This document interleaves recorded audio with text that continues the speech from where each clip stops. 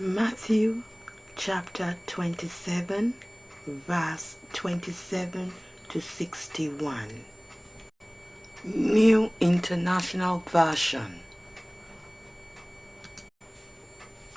The soldiers mock Jesus. Then the governor's soldiers took Jesus into the praetorium and gathered the whole company of soldiers around him.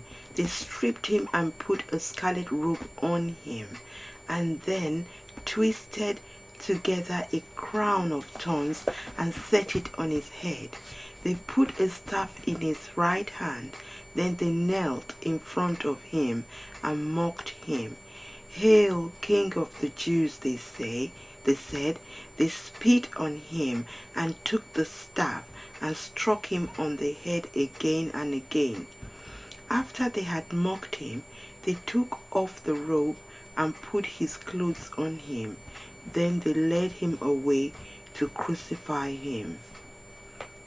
As they were going out, they met a man from Cyrene named Simon, and they forced him to carry the cross. They came to a place called Golgotha, which means the place of the skull. There they offered Jesus wine to drink mixed with gall, but after tasting it, he refused to drink it. When they had crucified him, they divided up his clothes by casting lots, and sitting down, they kept watch over him. Above his head they placed the writing charged against him: "This is Jesus, the King of the Jews." Two rebels were crucified with him, one on his right and the other on his left. Those who passed by hurled insult at him, shaking their heads and saying, "You are going to destroy the temple and build it in 3 days. Save yourself. Come down from the cross if you are the Son of God." In the same way, the chief priests, the teachers of the law, and the elders mocked him. "He saved others," they said, "but can't save himself. He is the King of Israel. Let him come down now from the cross, and we will believe in him. He trusts in God. Let God rescue him now if he wants him, for he said, 'I am the Son of God.'" In the same way, the rebels who were crucified with him also heaped insults on him.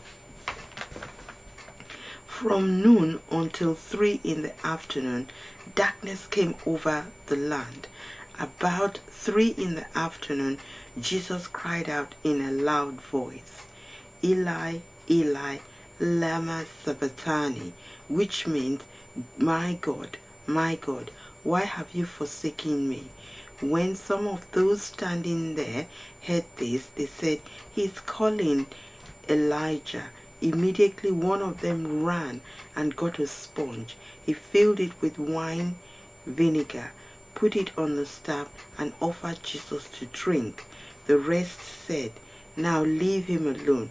Let's see if Elijah comes to save him." When Jesus cried out again in a loud voice, he gave up his spirit. At that moment, the curtain of the temple was torn into two from top to bottom. The earth shook and the rocks spilled, and the tombs broke open. The bodies of many holy people who had died were raised to life. They came out of the tombs after Jesus' resurrection and went into the holy city and appeared to many people.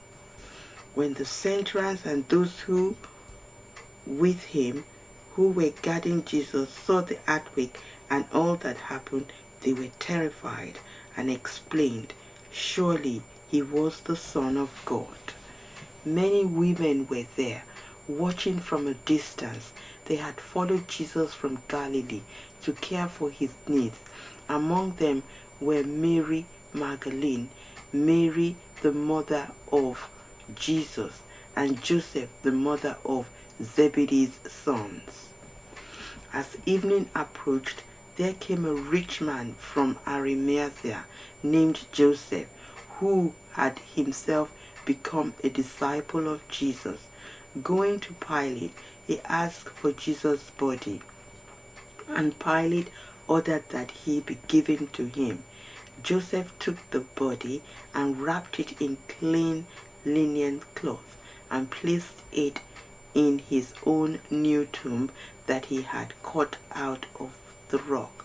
He rolled a big stone in front of the entrance of the tomb and went away. Mary Magdalene and the other Mary were sitting there opposite the tomb.